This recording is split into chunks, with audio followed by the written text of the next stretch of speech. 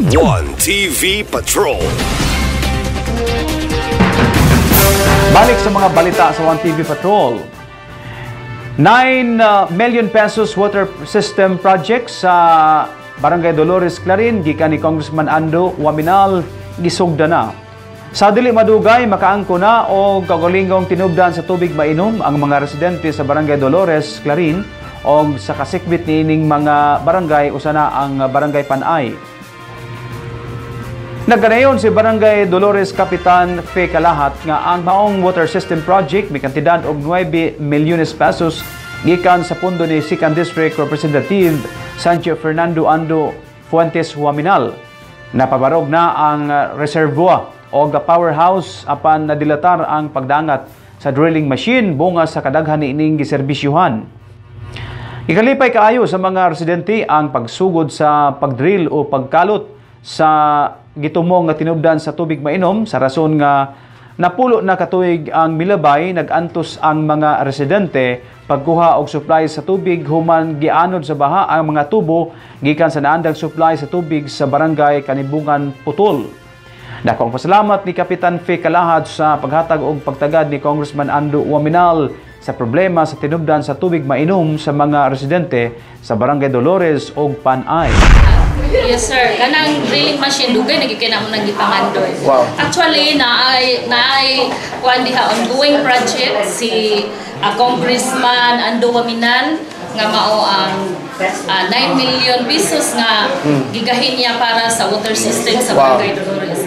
Ang amo lang gipaabot tungod kay namuntar na ang powerhouse, namuntar na ang namuntar ang ganang diha sa Panay nga sitogana reservoir. Ang amo na lang gipaabot is mao gyud ang drilling machine.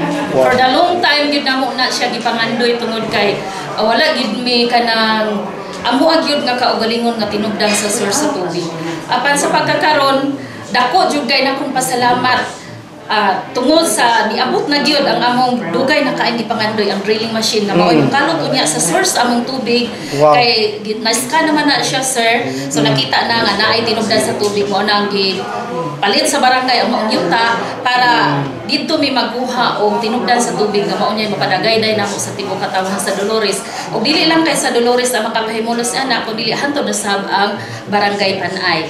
Dugay yung kayo. Dugay nagkikinamo nang gipangandoy tungod kay wala jud may kaugalingon nga tinubdan sa tubig. Although kaniadto sa panahon sa amo ang kanhi kapitan si Sir Bayaga naa may tubig. Pero pressure man gud siya sir gikan sa Kanibungan Putol. Pero pag abot sa katong dunay pagbaha naanod ang mga tubo is wala na jud namo to siya ma-recover. O mo nang nagantos sulod sa siguro napulo kapin katuig na ang among pag-antos sa wala jud mi insakto nga tinubdan sa tubig. Naana siya. So mapasalamaton kay ko sa Waminal and Rua Tandem nga diin gitagaan jud nila og pagtagad igong pagtagad ang among mga panginahanglan labi na gyud sa tubig kay di ba water is life. So dako gyud kay namong pasalamat nga niabot na gyud ng drilling machine kay matuman na gyud ang dugay namong gipangandoy nga mao ang tubig tinubdan sa tubig nga mapalapnag unya sa tibuok katawhan. One TV Patrol.